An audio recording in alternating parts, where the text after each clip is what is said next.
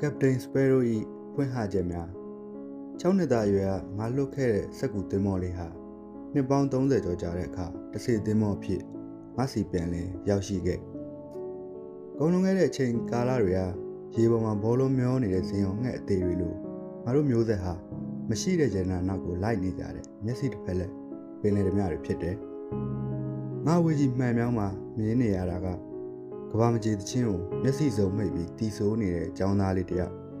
ပြီးတော့တနက်တန်တွေပြီးတော့စောစောမှောင်တဲ့ညတွေ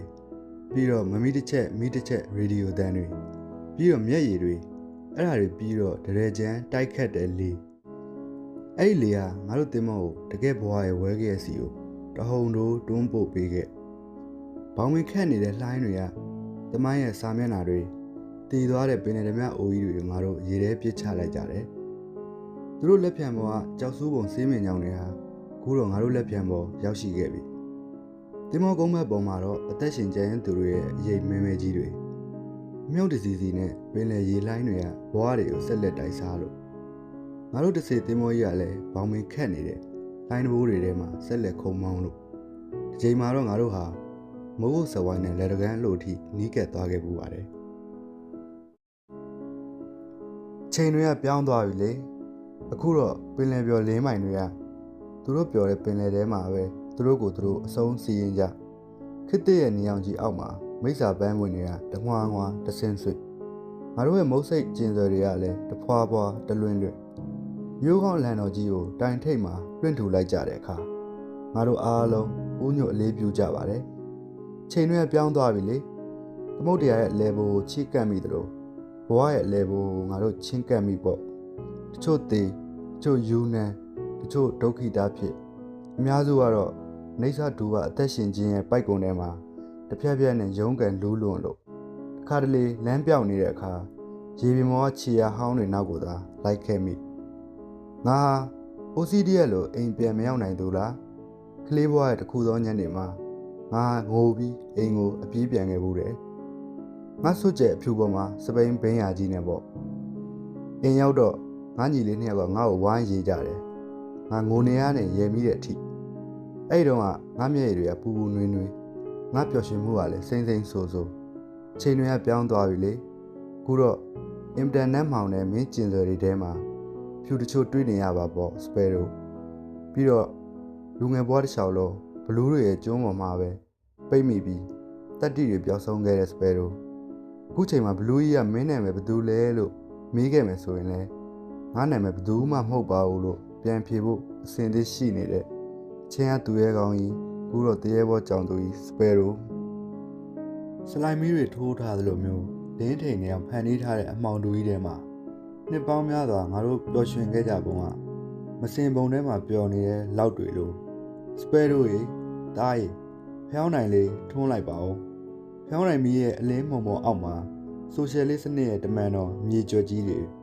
စင်းရင်းကြီးဝစ်ထားတဲ့ပိုးဟတ်တွေဖင်းချင်းပူးနေတဲ့ခွေးတွေနိုးရည်တွေထွက်နေတဲ့အမဲရောင်နိုသီးကောင်းကြီးတွေနုံတော်ကြီးတစ်ခုကိုခက်ခက်ခဲခဲဖြတ်တန်းနေတဲ့မျက်စိတစ်ဖက်လက်ကင်းထောက်လူငယ်လေးတွေဂျိုင်းဘတ်စော်နန်နဲ့မိန်းမတယောက်နဲ့မအောင်မြင်တဲ့ချစ်တင်းနှောင်းမှုအပြီးမှာတော့ငါအမျိုးသားရဲ့ဝါဒကိုအပြီးတိုင်စွန့်လွတ်ခဲ့တယ်။နိုင်ငံပေါ်ကအရေးတွေကလေးလျားမှုမရှိနိုင်ငံပေါ်မှာတော့ခြောက်နေတဲ့အနက်ဖေးတွေအဖေကငါ့ကိုစုံမစကားဆိုနေချိန်မှာအာမီရန်အနက်ငါရမိတယ်။ပိမ့်ပိတ်အောင်စို့နေတဲ့မြို့ထဲမှာပြည်သူလူထုကြီးတရလုံးရောက်ရပေါက်ရလမ်းလျှောက်ကြခုတော့ဒါတွေပြီးခဲ့ပါပြီလေကျောင်းတကောင်ကသူ့ကိုယ်ပေါ်ရေစဲရေပေါက်တွေကိုခါချလိုက်တယ်လို့မျိုးပေါ့ခုတော့ငါတစိသင်းမောဦးမှာခါထောက်ပြီးရက်လို့သင်းမောဟာသူ့ကိုအပြီးတိုင်ရှုံးနေစေမဲ့ဝါတာလူစစ်ပွဲစီခေါ်ဆောင်သွားမှာကိုမသိတဲ့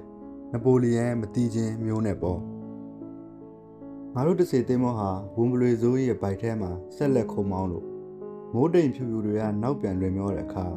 မိုးသားမဲမဲတွေဖြစ်သွားကြတယ်ငါတို့လူငယ်ဘဝမှာစီစားနောက်ကျောကိုဓားနဲ့ထိုးခဲ့တဲ့ဘရူတက်ကသူရဲကောင်းငါတို့ကဂျော့မိုက်ကယ်စပင်ပုံစံမျိုးထားတယ်သတင်းစာကိုနောက်ကနေစဖတ်တယ်ဇဲတောက်တယ်ချင်းခတ်တယ်ဘောလုံးကန်တယ်ဂီတာတီးတယ်စိုးလွင်လွင်နားထောင်တယ်စစ်ကူကြုံငယ်ဘူးသလိုဟန်ဆောင်ခြင်းတယ်တခုသောနေရာစီမှာတော့ဖုန်တွေထလာသလိုမျိုးငါရဲ့လိန်စိန်နိုးကြမှုများတဖြည်းဖြည်းနဲ့ထမင်းစားသလိုရေငတ်သလိုငါရဲ့အာသာဆန္ဒများ 18နှစ်သားမှာရေသူမတယောက်နဲ့ပထမဆုံးချိန်ကိုလည်းနှီးနှောခဲ့တယ်သူ့ရဲ့အမည်ကြီးနဲ့ငါတကူလုံးပုတ်တက်နေချိန်မှာငါရဲ့ရမက်စိတ်တွေအထိမ့်မနိုင်သိမ်းမြတ်မုန်တိုင်းဆဲသွားချိန်မှာငါတို့ရဲ့ကိုယ်တော်အဟောင်းတွေကပင်လယ်ပြင်မှာမျောလို့ငါတို့ချစ်တွေကတော့ပင်လယ်ကျမ်းပြင်အောက်မှာနစ်မြုပ်ပျောက်ဆုံးသွားခဲ့ပြီငါတို့ကအချစ်မရှိတဲ့မျိုးဆက်ငါတို့ကပူစီစားတဲ့မျိုးဆက်ငါတို့ကစိတ်တန်ရာရထားတဲ့မျိုးဆက်ငါတို့ကရင်ရင်လေးယူးနေတဲ့မျိုးဆက်တိုင်းပြည်ရဲ့ဟစ်ပိုကမ်ဘက်ကနေအမိန်ပေးလိုက်တဲ့အခါငါတို့အားလုံးတွန့်လိန်ကောက်ကွေးပြီးဝယ်ယူပြန်ကြတယ်ပင်လယ်ဓမြဘွားရဲ့အရသာတစ်ခုကကိုတိုင်းပြည်မီးလောင်နေတာကိုကိုနဲ့မဆိုင်သလိုမျိုးသင်္ဘောတစ်စီးပေါ်ကနေဝီစကီတောင်းရင်ကြည်နိုင်တာပဲငါသိပါတယ်ကာရာမာဇော့လိုမျိုးငါ့ကိုမှမကောင်းဆိုးပါဘူးကတ်နေရဆိုတာဗီဇူပီရဲ့မီးတောင်ကြီးပောက်ကွဲပါစေလို့ကြိတ်ပြီးဆူတောင်းတဲ့အနှိမ်ခံပုံပေမျိုးသားတယောက်လိုပေါ့ငါတိမ်ငယ်စေရဲ့အကြောင်းရင်းဟာငါဟာညာဘက်မျက်လုံးတစ်လုံးသာမြင်သူမို့ကမ္ဘာလောကရဲ့ဘယ်ဘက်ချင်းအရာမှန်သမျှနဲ့လွဲချော်နေလို့ပါပဲအချိန်တစ်ခါအဖြစ်ငါတို့ပြောခဲ့ဘူးမယ်ထင်ပါရဲ့ငါမှတ်မိတာငါတို့နာမည်တွေခေါ်တဲ့အခါတိုင်းရှိလို့အကျယ်ကြီးထူးခဲ့ကြတာတွေတရက်မှာမြူကိုးတွေငါတို့ရဲ့စာသင်ခန်းထဲဝင်လာပြီးငါတို့အားလုံးပျောက်ဆုံးသွားတဲ့အချိန်ထိဟိုတစ်ချိန်တော့ကတော့ငါအဖိုးဟာပင်လယ်လှိုင်းချမ်းတွေပေါ်ကိုမောင်ပမာစပိန်လေးတစ်စီးနဲ့အေးအေးသက်သာကြော်ဖြတ်သွားခဲ့တယ်ငါတို့ခေရောက်မှပဲရွှေရောင်ကရဝိတ်ကြီးနဲ့ဒုက္ခမြစ်တဲ့တဝဲလေလေဒီလိုနဲ့ငါတို့ခန္ဓာကိုယ်ပေါ်အကြောင်းကြီးကတစားတစားရှည်လျားလာခဲ့ပေါ့နိုင်ငံပေါ်ကကိုယ်နိုင်ငံမြေပေါ်ကလည်းနှစ်ပေါင်းများစွာစိုက်ကြည့်လာတဲ့အခါခြေတစ်ဖက်ပြက်စစ်ပြန်ကြီးနဲ့တူလာခဲ့တယ်တကယ်ကငါတို့ထိုးဟောင်နေတဲ့ခြုံထဲမှာဘာမှမရှိဘူးအဲ့ဒါကိုအချိန်တွေအများကြီးလိုမှသိခဲ့ရနှုတ်ပြမှုတော့ပြန်မရနိုင်တော့ဘူးလေအဲ့တော့စေတန်းရဲ့ကင်မရာရှိမှငါတို့ကဖိုကေတတတလက်မောင်းကျွတ်သားတပြပြအဲ့တော့သူမရဲ့ဘရာစီယာအောက်ထဲလက်ထိုးသွင်းဖို့ပဲနေရှိသူငါစူးစမ်းနေမိအဲ့တော့ငါတို့အသေးနှလုံးဟာမီးဟုံးဟုံးတောက်လို့အဲ့တော့ငါတို့ဂျင်းပေါင်းမိပေါ်ကအပြဲရာတွေဟာတန်ပြန်ရင်ကြီးမှုရဲ့နမိတ်ပုံတွေအဲ့တော့ငါတို့ရဲ့ဥကြိုတွေကလည်းကြောက်ဆက်မိုးမျော်တွေလို့အံ့ဖွယ်တည်းလှပလို့ငါအရာဝတ္ထုရဲ့အတိတ်ပဲကိုမေးတိုင်းအဲ့မှာအပိဒံလို့ခေါ်တဲ့စာအုပ်ကြီးရှိတဲ့ကွယ်လို့အဖေကဖြေလေးရှိတယ်ဒါပေမဲ့ဘဝဆိုတာနောက်ဆုံးရထားကိုမှီရင်တစ်မျိုးမမှီရင်တစ်မျိုးဆိုတာငါမသိသေးဘူးမိုးပေါ်ပြန်ကျလာတဲ့ကြည်စံတွေဟာဟနေတဲ့ငါတို့ပါဇက်ပေါက်တွေထဲတဲ့တဲ့ဝင်ရောက်သွားခဲ့တယ်လူတွေကအနှဲနဲ့အများတော့ပျော်ကြတယ်ဆိုပါစို့လူမှုသဘောထားတွေလည်းပြောင်းကုန်ပါပြီဝင်နေတဲ့နေလုံးကြီးကိုနောက်ကန်ထားပြီးကြောက်ကဘားစွန်းမှာပြည်သူလူထုတရားလုံးအမတ်တရဓာတ်ပုံရိုက်ကြဒုက္ခတွင်းထဲကိုလည်းရွေလျားဆက်လေကားနဲ့အလွယ်တကူဆင်းသက်နိုင်ကြပြီခေတ်သစ်တပြေညိုတေးရသူကောင်းမှလည်းဒုက္ခပန်းတွေငါကောင်းမှလည်းဒုက္ခပန်းတွေပေါ့ခေတ်ပြောင်းသွားပြီလေခမည်းလည်းအကောင်းမြင်ဖို့လိုနေပြီမစ္စတာစပယ်ရိုငါနာထဲမှာအမြဲကြားနေတဲ့အမိန်ပေးတဲ့အဲဖရက်ဒိုဂါစီယာရဲ့ဦးအောင်ကိုယူလာခဲ့ဖို့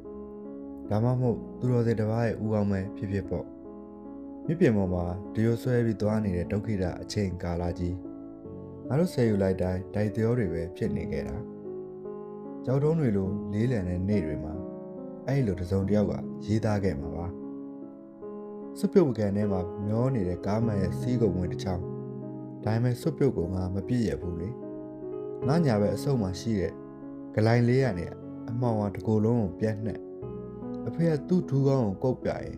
စိုးရနာမကြကိုဆန်နေရဒူးရတလိပ်သွားဝယ်ပေးနေကြ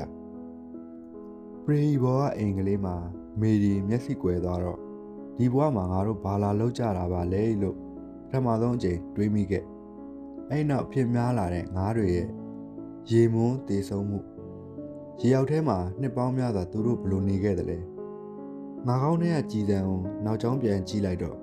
အတန်လေးတနက်ကင်ထားတဲ့ဘဝရှင်မင်းတရားကြီးစီမှာစုံနေ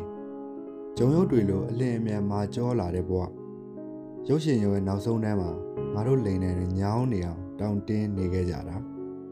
ခါတက်သော16နှစ်အရွယ်အချိန်တုန်းကတော့စွတ်ကျဲအဖြူနဲ့ခြတိတ်လေးတွေဟာဘွဲ့အိုင်တဲ့တက်တန်အောင်ရခုံခဲ့ကြတယ်ငါတို့ကရေတကွန်လိုတော်စီးစင်းကျင်ခဲ့ပေမဲ့နှစ်ကာလတွေကဂန္ဓာရလိုခြောက်သွေခဲ့တယ်ငါတို့ပါဇက်ထဲကထွက်လာတဲ့ ရှားဆောင်ဆူးပင်တွေငါတို့မျက်လုံးထဲဝင်ပြီးဥတဲ့ရေမဲရိုင်းကြီးတွေမြို့ရဲ့လမ်းစုံလမ်းကွာတိုင်းမှာလက်ညှိုးကြီးထိုးပြီးတင့်ကြောင်လို့ပြောနေတဲ့တောက်ချကြီးနဲ့အယူတယောက်ကတော့အမြဲရှိနေမှာအယိုးပုံပူစရာကြီးအောက်မှာတညီတညာတဲ့အမီးနှံ့နေတဲ့ခွေးတို့ကြီးသူ့ဆန်တဲ့ကြီးရုပ်ချီထိုးရက်သွားသလိုမျိုးအဖိုးရဲ့နှလုံးကရုတ်တရက်ရက်သွားတယ်အဖွားကတော့အထူးကျမ်းမှတ်ကူးတာဆောင်ထဲမှာတေမင်းနဲ့တန်ကိုအတူတွဲကာခဲ့သေးရဲ့ရှေ့2လမ်း3လမ်းတိုးလိုက်နောက်2လမ်း3လမ်းဆုပ်လိုက်ဟိုတုန်းကဆိုအဖွားရဲ့နောက်ကျောကိုတရောင်နဲ့ထောက်လိုက်တိုင်းဂေးလို့လေတက်လာတာတွေအိုင်အိုကြီးတဲကိုပဲတယောက်ပြီးတယောက်ခုံဆင်းနေကြငါဝေးစီဟာတစားငါခန္ဓာကိုယ်နဲ့ဝေးကွာလာမော်စီတုံးကနောက်ဆုံးတော့ငါတီရှပ်ပေါ်ရောက်ထိုင်ကုန်ပေါ်ကဖင်ငွေဟာပူလွန်းလာကြည့်ကာလာရန်နေရာကြီးပေါက်အခွဲမှာလန့်ဖြန့်ပြီးတကွဲတပြားစီပြန်တန်းသွားတဲ့ငှက်ကလေးတွေနှစ်ပေါင်းတော်ကြာပြီးတဲ့အခါအမောင်လူကြီးကိုတရုတ် LED ဓမီကလေးတွေနဲ့ဆက်လက်အန်တုနေစေတက်လက်ပိုင်းပင်လယ်ဓမြတွေတခါတလေလဲကြံသေးတဲ့ငါမျက်လုံးတစ်လုံးဖြုတ်ပြီးဖုံတုတ်ပေးနေရမျိုးကြီးကတော့လူတွေကိုဖယ်လိုက်ရင်ဒီချီကိုပကြီးကားတဲ့ကတူရင်လိုဘာလိုမျက်လုံးကိုအဝတ်နဲ့စီးထားတဲ့ငါးကလေးတွေရဲ့ခီးပန်းနိုင်ဟာငါးကြီးတကောင်ရဲ့အာကတွင်ငါတို့မျိုးဆက်ဟာယဉ်ကျေးမှုသွေးလန့်ခြင်းကိုတခြားသူတွေထက်ပိုခံစားခဲ့ရတယ်ပထမဆုံးချိန်အပြာကားကြည်ဘူးစဉ်ကငါခြေပြားလက်ပြားတွေရေခဲတယ်မြမနေ့မိုးလေးရင်ငါဘောင်းမီကွာနေရမှာကော်တင်ထားသလိုမာခောက်နဲ့လိန်ကျိုးလုံမိသူတယောက်ပမာငါအပြစ်ခံစားခဲ့ရနေ့စဉ်မြင်နေရတဲ့သင်းမောပြက်ပေါ်ကအယိုးစုတွေကျွတ်မိသားစုဟာဆွေစဉ်မျိုးဆက်အဲ့ဒီစစ်ပနက်စုပ်ကြီးတစ်ဖက်ထဲမှာပဲနေထိုင်ခဲ့ကြတယ်တာမန်ရှင်ချင်းနဲ့တာမန်သေးချင်းလမ်းနဲ့တွဲအဖေကဘာဖြစ်လို့အရက်ပြန်တွေတောက်နေရတာလဲပေါင်းမို့အနာသားဝါရအနီအောင်မိမအတွင်းငံပေါင်းပြီးငါးပြားတန်စက်ကြမုံလေးတွေထေးမုံဓာတ်ပုံစတူဒီယိုအဝေးလိုက်လျှော်တဲ့ဒေါ်ကျင်သိန်းသတင်းစာနဲ့ထိလိုက်တိုင်းထွက်လာတဲ့ရေယုံတွေမျက်နှာကျက်ပေါ်ကချက်ခိုးတွေဘော်ကြီးကိုလာဝင်ပြောပြတဲ့နေတဲ့ဖာတယ်မအကြောင်းဦးလာကြီးရဲ့ရင်ဘတ်ပေါ်ကအမောဖောက်နေတဲ့ဘလူးရုပ်နောက်ဆုံးတော့သူ့ကိုတေးသေးထိုးပေးဖို့လူနာတောင်းဆိုတယ်နောက်ဆုံးတော့တနက်ကိုနှစ်ဖူးမှတေးပြီးပစ်ထည့်လိုက်တယ်ခွေးတလက်အရှိဘိုလမ်းပေါ်မှာခောက်တော့ခောက်ပဲရှောက်နေတဲ့တေးပြီးသားလူတွေမြန်မာစံတော်ချိန်ည8 နာရီရှိပါပြီရှင်ညစဉ်ရေဒီယိုထဲကနေငှက်ကြီးတစ်ကောင်ထွက်လာပြီးငယ်ရသူတွေရဲ့အသေးနှလုံးတွေကိုထိုးစိတ်စားတောက်စမြဲထိုးစင်းကငါတို့ဘဝငါတို့ကဘာဟာမာခီယာဘယ်လီရဲ့ဥနောက်အတွန်းတစ်ခုမျှသာဟီမိုဂလိုဘင်တဖြည်းဖြည်းလျော်နေလာတဲ့စိတ်မန်းတွေငါတို့ဂျင်းမောင်းမေအိတ်ကတ်ထဲကပြားချန်နေတဲ့ Lucky Strike Secret တွေမိုက်ခရိုစကိုပအောက်ကညှင်းငွေ့မှုဆဲတွေအာစီတူကလိန်ညိုအားပြင်းတဲ့ကျောင်းသူတွေတဝင်းဝင်းလောင်ကျွမ်းနေတဲ့ငါတို့ကြောပေါ်ကတောင်ပန်းတွေပြားတန်းစာအုပ်တွေပေါ်မှာစိုက်ဝင်နေတဲ့ဓမြောင်တွေဖော်မလင်စိန်ထားတဲ့ရေမောတန်တွေအရှုံးစည်းစာရွက်ပေါ်ကငါတို့နာမည်နဲ့ခုံနံပါတ်တွေအေယာမလက်ကြီးနဲ့တစ်ချိန်တက်လိုက်တိုင်းငါတို့ကထီခရုံးတွေလိုတစ်ခါညှိုးခဲ့ရဇလန်းရဲ့နောက်ခံတေးရတော့တခြားလုံးဘားတဲ့ရဲ့သုံးမဲတွေအကြောင်းကိုယ့်ကိုဆုံးစီရင်မစာကိုကိုတိုင်းတဲဆောင်ပြီးအရှင်မင်းမြတ်ထံရိုးတည်စက်ကပ်ဖို့ရာငါတို့တစ်သက်လုံးလေ့ကျင့်ပေးခဲ့ခြေစိုးနဲ့နန်နေတဲ့ကားထဲမှာငါတို့စော်တွေကိုတင်ပြီးသွားခဲ့ကြတယ်နာဝါနာချင်းနဲ့ရလို့ငါတို့တနတ်တွေကိုလည်းကြည်အပြည့်ပြည့်ထားပေါ့